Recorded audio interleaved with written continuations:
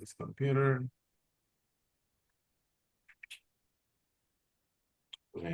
Y ponemos aquí.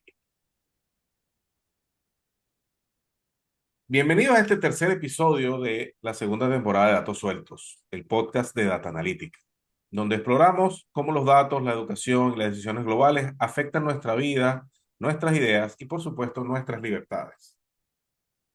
Les agradecemos seguirnos, compartir nuestros episodios y por hacer de cada episodio un espacio de discusión y reflexión.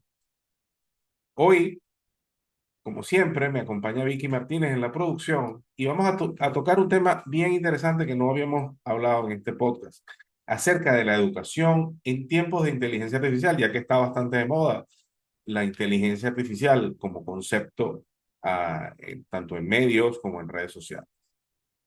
Y también exploraremos cómo las iniciativas educativas privadas pueden ofrecer libertades en un contexto global cada vez más complejo y en donde los gobiernos cada vez más quieren intervenir en la vida de las personas.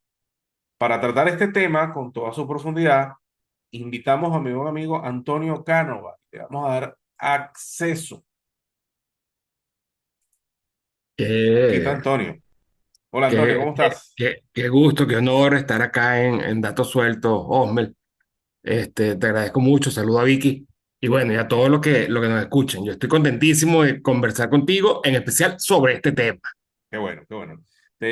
Aprovecho de presentarte. Antonio es doctor en Derecho y profesor en Derecho Constitucional y Derecho Humano en la Universidad Católica Andrés Bello en Venezuela. Ha sido autor de varios estudios sobre el panorama educativo en Venezuela y entre sus trabajos más destacados están Individuos o Masa, ¿en qué tipo de sociedad quieres vivir? Una muy buena pregunta en estos tiempos.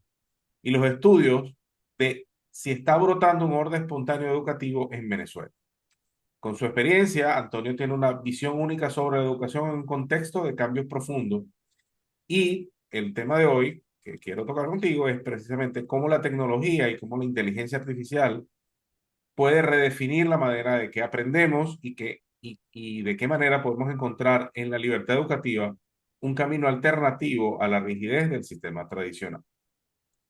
Antonio, en esto que llamamos inteligencia artificial, ¿cómo impacta en la educación? ¿La ves como una herramienta, como decían en otros podcasts que yo en algún momento estuve viendo por ahí? Es la nueva calculadora. En la época que nosotros estudiamos, era prohibido usar la calculadora porque uno tenía que aprender a sumar y hacer operaciones matemáticas antes de ir a la calculadora. Entonces ahora, ¿cómo afecta la inteligencia artificial a la educación?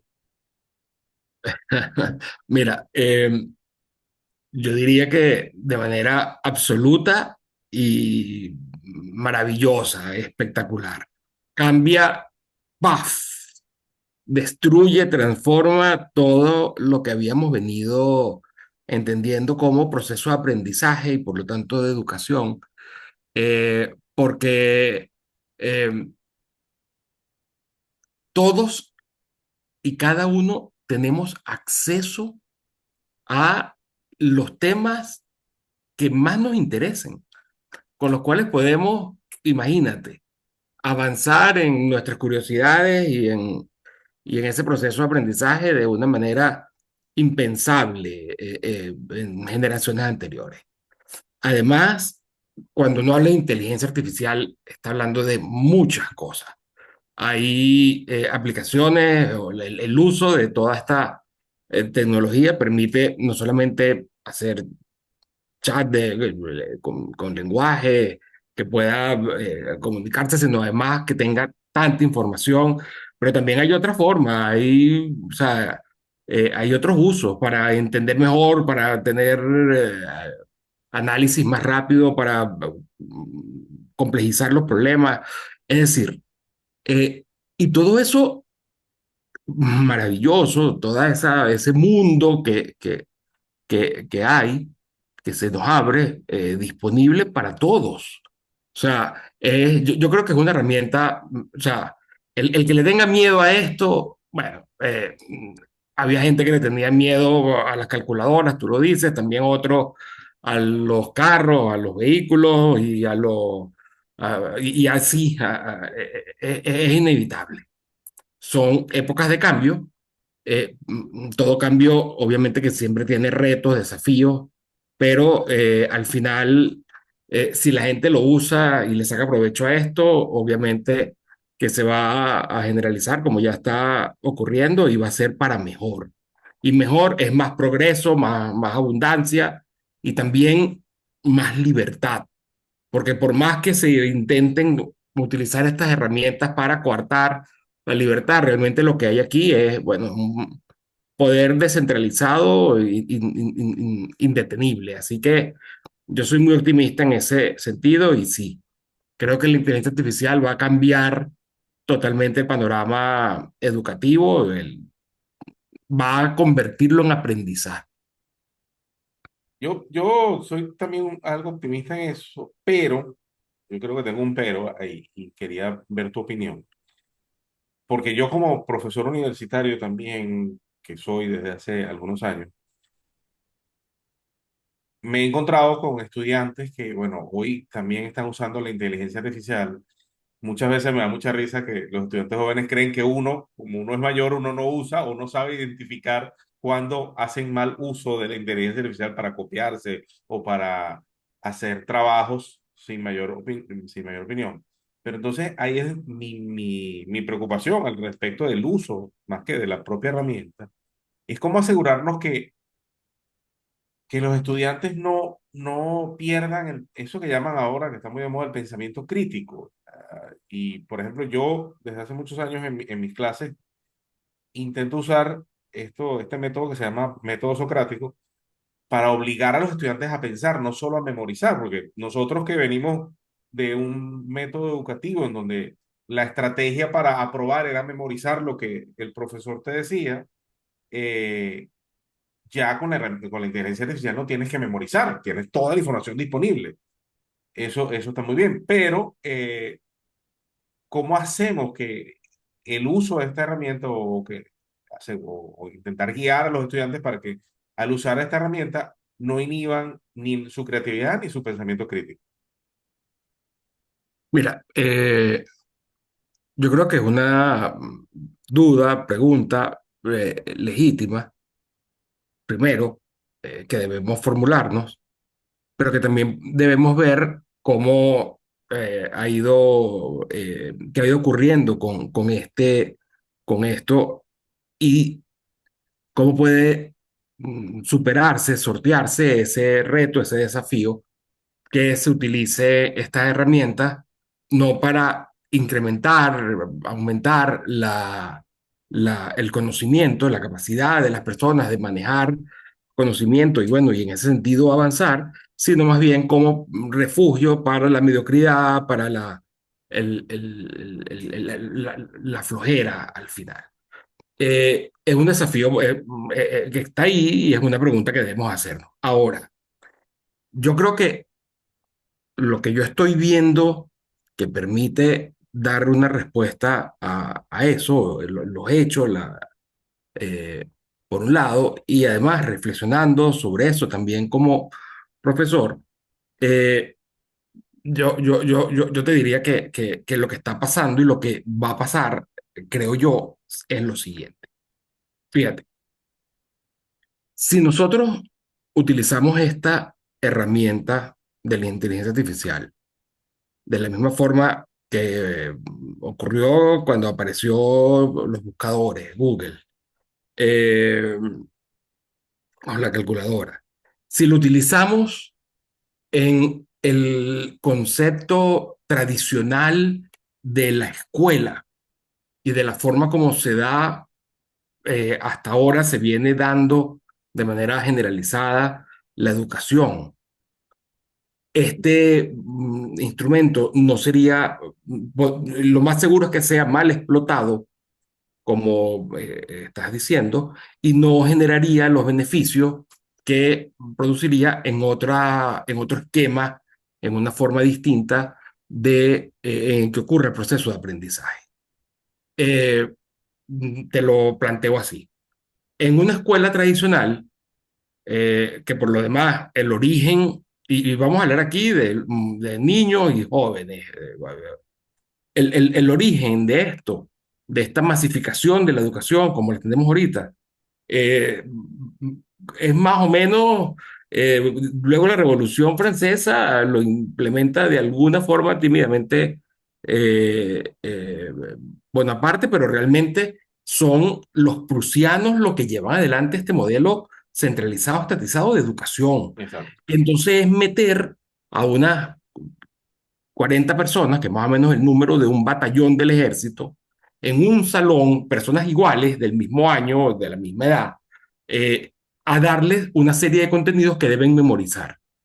Y obviamente que esa es una forma de educar masificada, donde trata a todo el mundo por igual, donde se decide previamente qué es lo que los niños deben aprender y se aplica ese método magistral, no el método socrático ni ningún otro de los diferentes métodos que existe para que la gente aprenda, sino es un método que ha pasado justamente en la historia como el método prusiano, Ujú. donde un profesor da la información, los alumnos deben escribirlas, recordarlas, memorizarlas, resaltarlas, y luego las evaluaciones son estandarizadas y hacen un mismo examen para todos, haciendo preguntas muy concretas, bueno, que se puedan evaluar si el niño sabe, repite lo que se le enseñó. Enseñanza que viene además, y como te digo, con un gran contenido no solamente centralizado, sino estatal, con lo que siempre hay mucho adoctrinamiento. Ese sistema educativo mete a todos los niños y los obliga a aprenderse una cantidad de cosas que no le interesa. Entonces, ¿qué es lo que puede hacer un niño al que está estudiando algo que realmente no le interesa? Porque es muy bueno, por ejemplo, en cosas que tienen que ver con biología, con la naturaleza, pero no le gusta a lo mejor los cálculos, la matemática o alguna otra de las actividades, la historia. Entonces, cuando lo pones a hacer lo que no quiere, cuando va a intentar hacer una salida fácil y entonces el trabajo que le mandes a hacer, bueno, utilizará la herramienta que tenga, copiará un libro o en este caso, gracias a la inteligencia artificial, le dará dos veces a la tecla y ya tendrá el ensayo listo, con lo que en ese sistema esta herramienta serviría para el mal. Ahora, vamos a pensar en qué sistema esta herramienta, en cambio, va a ser muy útil. Y ese riesgo no se va a ver porque cuando el sistema sea en el que los niños, los jóvenes, quieren realmente aprender algo, cuando ya no es obligado, sino pero cuando ya es que ellos quieren aprender sobre esto, entonces, dale acceso a la inteligencia artificial y a todas estas herramientas para que tú veas cómo le van a sacar provecho y se van a convertir en unos súper expertos en ese tema que tanto les genera curiosidad y que tanto les interesa. Y que seguramente, mientras más vayan buscando información, contrastando, se harán más preguntas, irán profundizando y buscarán más información. Y entonces, bueno, se generará mucho conocimiento que de otra forma no podría producirse. Entonces, en breve, la respuesta sería, en resumen, la inteligencia artificial, cuando un estudiante quiere aprender, cuando no es obligado, Ujú. va a ser una herramienta maravillosa. Cuando el estudiante esté obligado, va a ser una herramienta que va a facilitar al estudiante salirse del mal trago que está pasando porque le está enseñando algo que no le interesa y posiblemente que sea y que lo vea como perjudicial. Sí, bueno, coincido contigo en ese aspecto y, digamos, el Internet como base del desarrollo tecnológico en los últimos años ha permitido precisamente el desarrollo de canales de educación totalmente distribuidos. O sea, la cantidad de cursos gratis, pagos, semipagos, cursos buenos, cursos malos, al final, incluso un canal como este, un podcast se puede terminar convirtiendo en una forma de educar. Esta conversación entre tú y yo como docentes y como investigadores puede terminar siendo un canal de educación para alguien que le interesa, por ejemplo, el tema de la educación. Lo que sí yo veo también, a partir de lo que tú dices, es que también va a permitir la individualización de lo que cada quien quiera aprender, la individualización de lo que cada quien quiera aprender. Entonces, y eso me lleva al tema del sistema centralizado de educación versus la distribución. Tú lo mencionaste ahorita. Venimos, yo creo que el mundo en general, con contadas excepciones, venimos con la idea de que el Estado, o de forma centralizada, también instituciones privadas, establecen el pensum, como dices tú, y cual ejército, siguiendo el modelo prusiano, estudian 40 personas durante una cantidad de años y lo que termina pasando es que la vida en la vida profesional ya eso no es así, ¿no? Entonces, yo veo que muchos estudiantes se frustran cuando llegan a su vida profesional precisamente porque no entienden el cambio entre lo que vivieron en 15 20 años de educación formal, que es lo que uno pasa los 10 15 años entre primaria y bachillerato hasta que llegas a la universidad, también con la idea de que asociar la autoridad con conocimiento, porque el maestro en el aula es la autoridad y además se sabe la verdad. Y para yo aprobar, tengo que aprenderme la verdad que me dice el profesor para repetirla. Eso tiene unas consecuencias, yo digo que sociales enormes. Pero el tema la educación espontánea, me lleva también, y tú tienes investigaciones sobre ese tema, de microescuelas espontáneas, cómo en sistemas, el estatismo en el tema de educación es muy rígido, entonces, cómo lograr el desarrollo de este tipo de iniciativas privadas de educación en todos en nuestros países, aquí en América Latina, en España. En España me sorprende muchísimo lo que está sucediendo, el ataque a las universidades privadas, por ejemplo, por parte del Estado, porque se salen del canon de educación. Entonces, en tus investigaciones, ¿qué has encontrado en el tema del desarrollo de la educación espontánea? Mira, bueno, he encontrado lo que uno podría esperar eh, encontrar tomando en cuenta justamente esto que acabas de comentar, que es la cantidad de medios al alcance de todos, gracias a Internet, por los cuales una persona puede educarse, formarse, aprender sobre cualquier tema. Y además hacerlo de manera responsable, es decir, contrastando diferentes opiniones de manera mucho más crítica y por lo tanto mucho más provechoso y útil. Eh, Uno viendo que de ser algo cerrado, férreo, que sería la educación tradicional, de la escuela donde ocurre, por un maestro que te dice que y unos exámenes sobre cómo repetir lo que te dijo el maestro, a este modelo mucho más abierto, bueno, es de imaginar que la manera como se va a empezar a, a,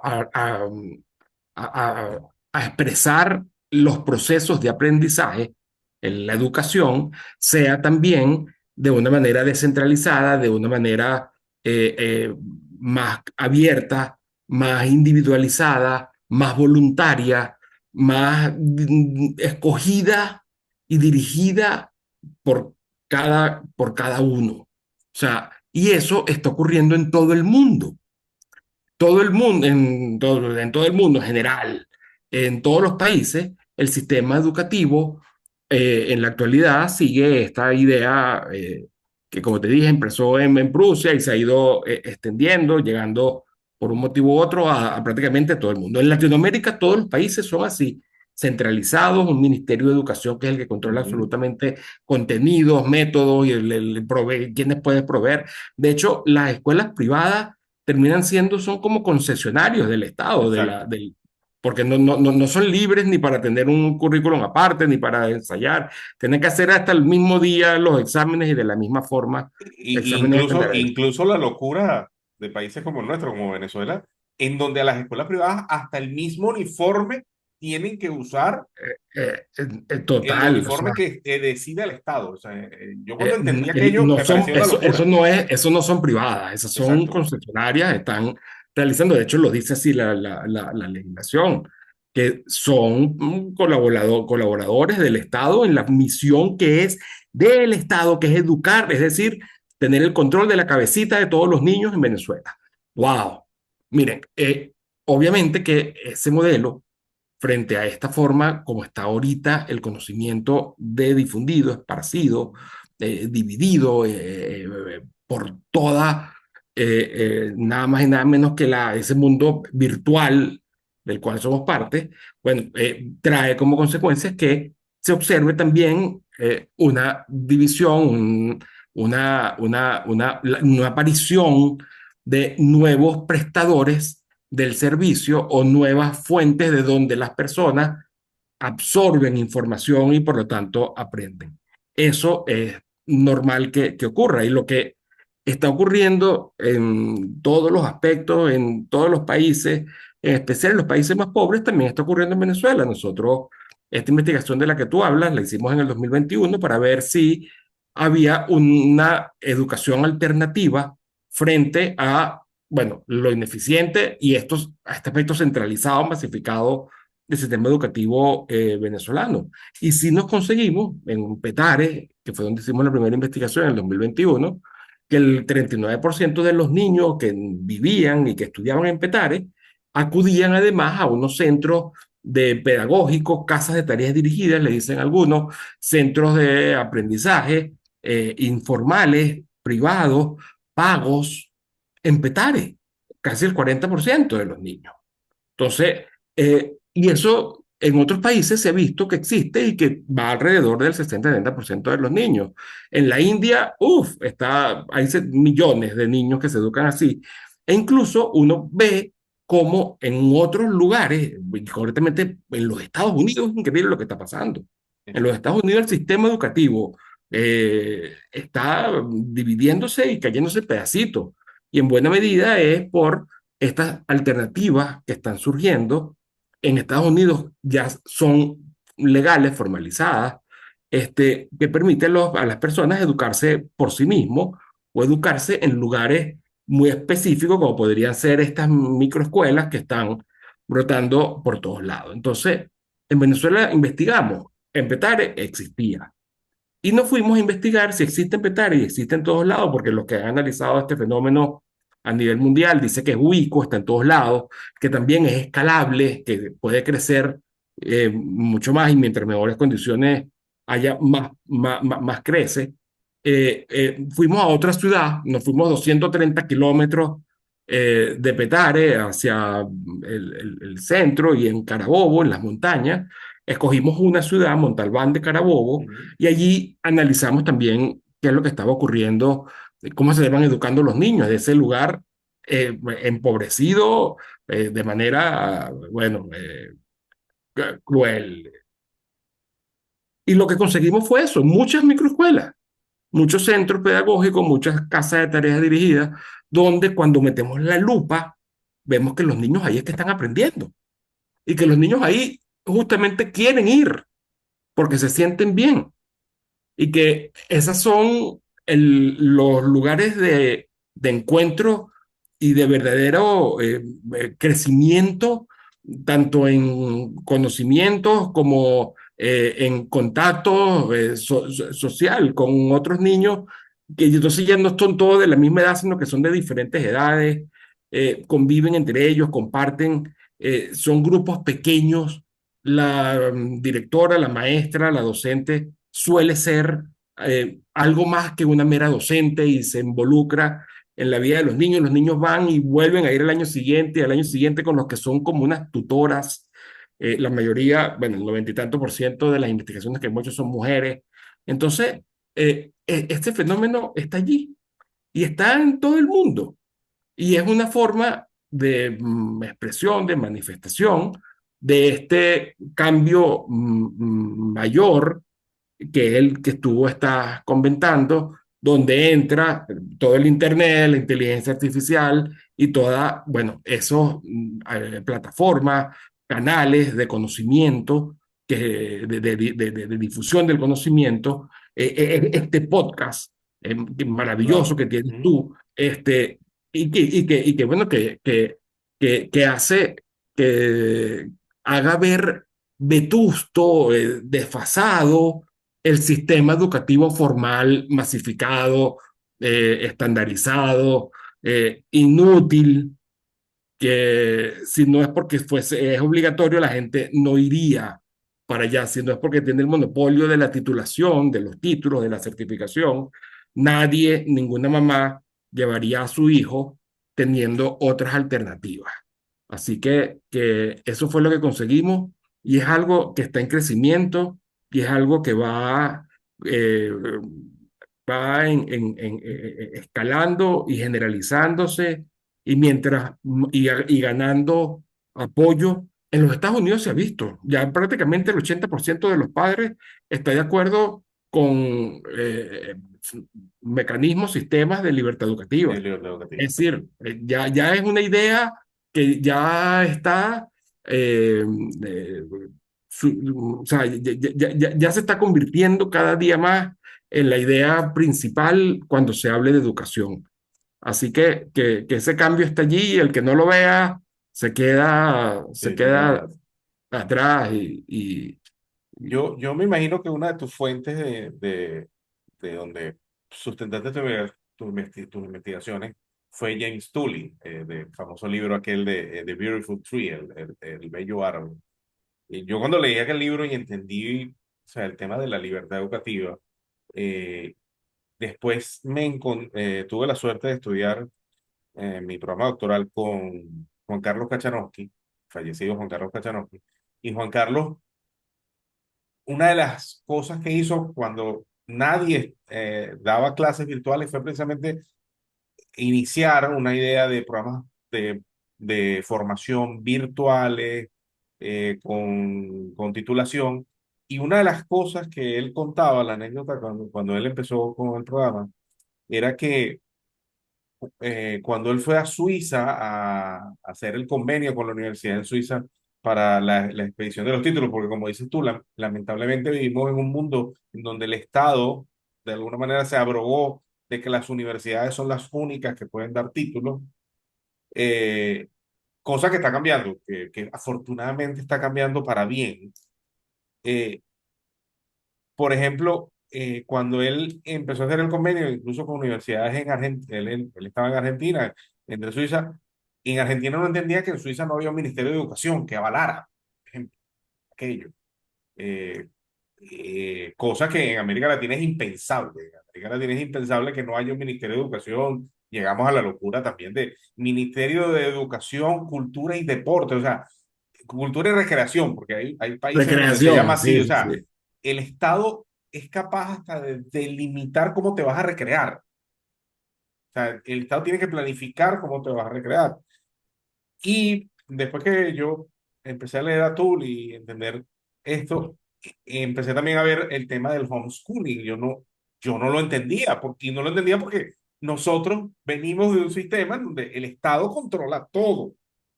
¿Qué es eso de formarte en casa? Mira, Y tú hay un sabes que movimiento homeschooling en sí. Estados Unidos muy tradicional y en España hay un movimiento de homeschooling muy importante. Lo que pasa es que tienen mala regulación desde el punto de vista legal y Exacto. eso dificulta su crecimiento, pero con todo y eso es imparable el crecimiento que tiene y a partir de la pandemia todavía mucho más y conforme se vayan aprobando, concretamente en Estados Unidos, estos diferentes mecanismos de cheques escolares de diferente porque cada estado de la federación puede hacerlo y permiten la libertad educativa, por otro lado, más va creciendo el homeschooling, porque fíjate que muchas de estas microescuelas terminan siendo como un apoyo a las familias que están educándose a sí mismos. O sea, el homeschool, educarse en casa, no es educarte la mesa de tu casa, no, es obtener el apoyo de tutorías, de hacerlo con otros grupos, de estas microescuelas, con lo que a fin de cuentas es una manera personalizada de eso, de aprender y de crecer.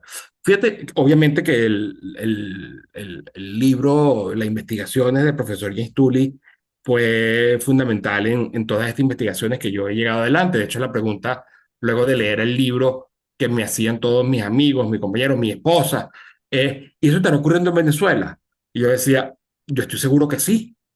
Lo que vamos a ver si es verdad. Y entonces fue que nos fuimos a investigar y recorrimos en Petare dos o tres zonas muy populosas, hicimos encuestas y luego nos fuimos a Montalbán y recorrimos calle por calle, tanto en la zona central como en los sectores foráneos, y vimos, bueno, y conseguimos las 63 microescuelas en ese municipio. O sea, ninguna de las directoras de esas microescuelas sabía que habían otras 62 haciendo lo mismo que ella.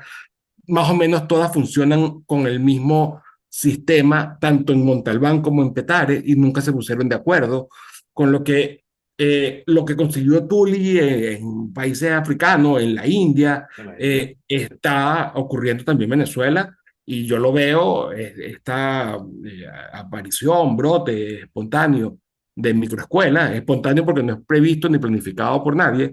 Yo no las creé, yo no las inventé, yo simplemente lo que hice fue hacer estudios empíricos de campo y ver que estaban allí, meterle el ojo a ver qué es lo que hacían y entonces describir lo que están haciendo. Esas investigaciones están disponibles en Internet. Este, y bueno, fíjense, ahí está la base, la semilla de lo que podría ser un nuevo modelo educativo o un modelo educativo libre, abierto, donde haya diferentes posibilidades, entre otras estas de las escuelas, de las microescuelas o de las tutorías privadas, una educación mucho más individualizada, más a la demanda de la necesidad de cada alumno, y que como alternativa está demostrando que es muy buena. De hecho, en la mayoría de los países en los que se ve los efectos beneficiosos de todos estos sistemas, de estos mecanismos abiertos educativos desde todo punto de vista. Lo son.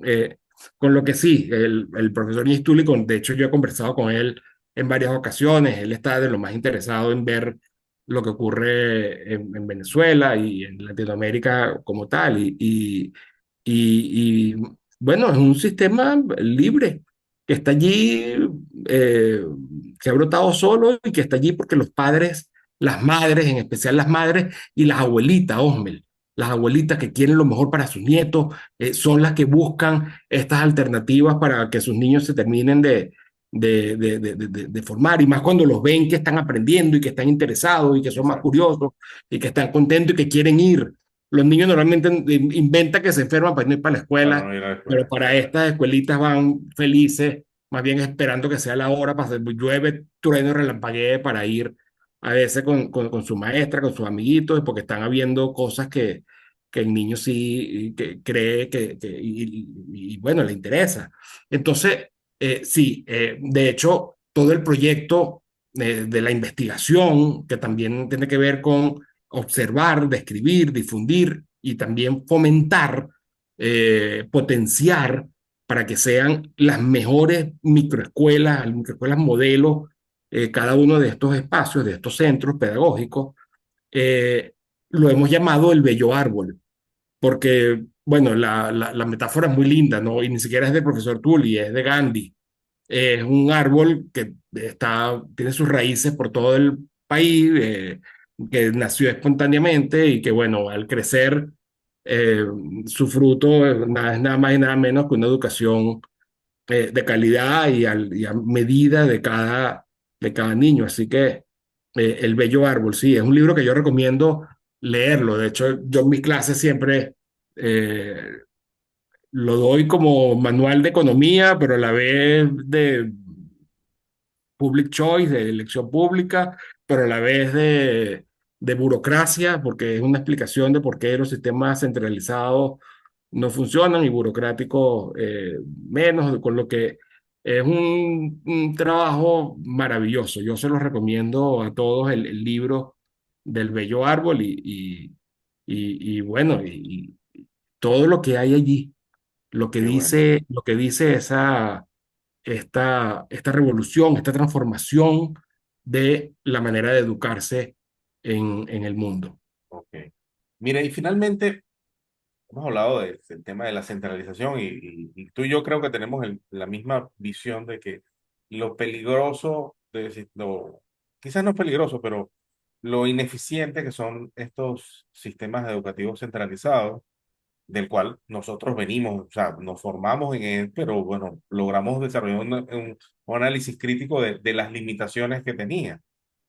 Hoy en día yo veo alrededor del mundo, desde la Unión Europea a otros países, muchos burócratas hablando y alertando de que hay que regular la inteligencia artificial, desde un neoludismo alrededor de eso, de que va a quitar trabajos que yo entiendo que va a transformar trabajos, no que los va a quitar. Obviamente hay trabajos que por la propia naturaleza destructiva de la creatividad destructiva, sí, hay trabajos que desaparecen, pero esos trabajos que desaparecen se terminan transformando en otros tipos de trabajo.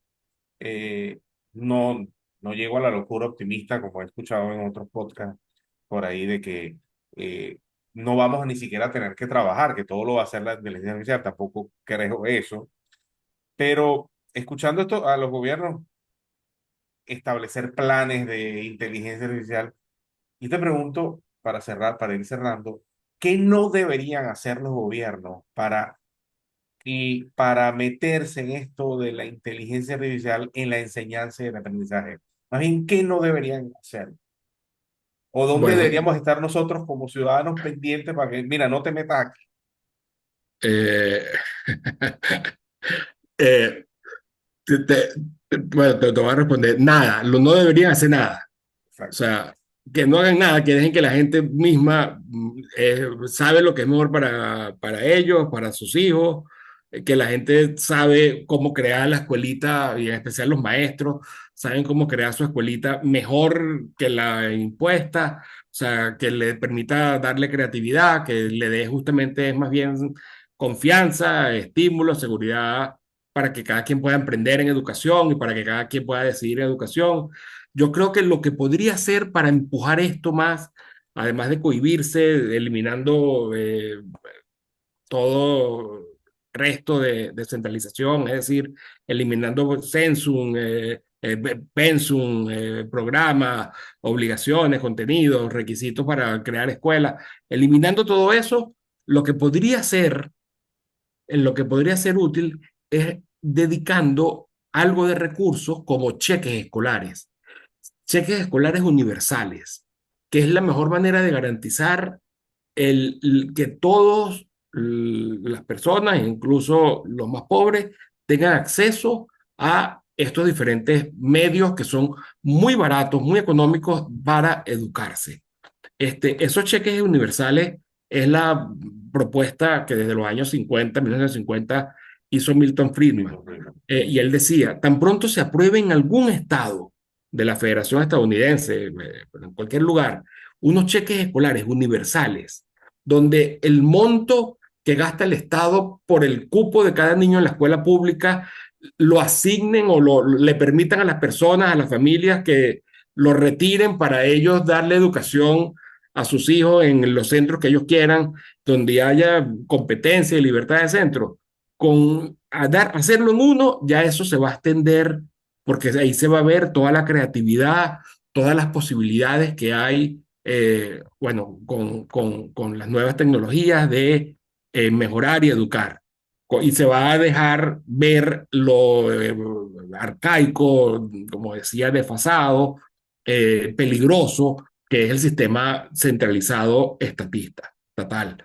Con lo que pedirle a los estados que no se metan, que dejen que la gente decida de lo que es mejor para ellos, que pueda emprender libremente en educación y bueno, en todo caso, estos cheques escolares universales, yo les invito a que lean la propuesta sencillita de Milton Friedman y bueno, y todas las investigaciones y trabajos que está haciendo esa fundación que fundó Milton Friedman con Rose, su esposa Rose, que se llama, ahorita es EdChoice.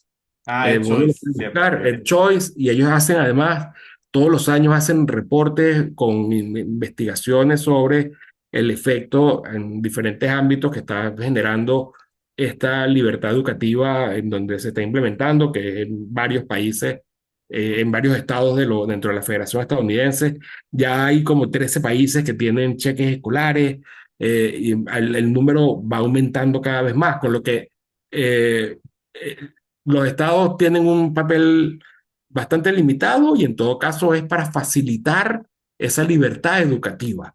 Y eso es lo que están haciendo los estados serios, los importantes, y hacia allá irán los que sean libres.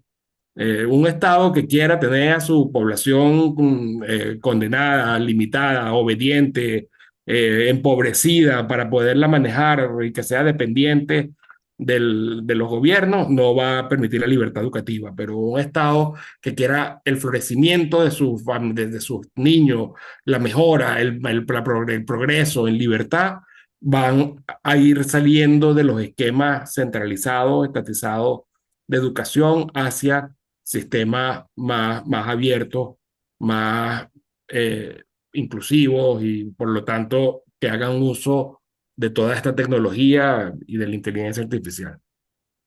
Muy bien, Antonio. Bueno, llegamos al final de este episodio, Antonio. Yo te agradezco bastante lo que conversamos, que me parece muy interesante, coincidimos en muchos aspectos. Y a quienes nos escuchan, gracias por acompañarnos en este nuevo episodio. Les recuerdo siempre seguirnos en nuestras redes sociales, @Data Analítica, @Datos Sueltos Podcast. Suscribirse a nuestros canales en las plataformas de podcast y en YouTube. Muchísimas gracias, Antonio, nuevamente en el espacio. Como siempre, Vicky Martínez nos acompaña y nos vemos en el próximo episodio de Datos Sueltos.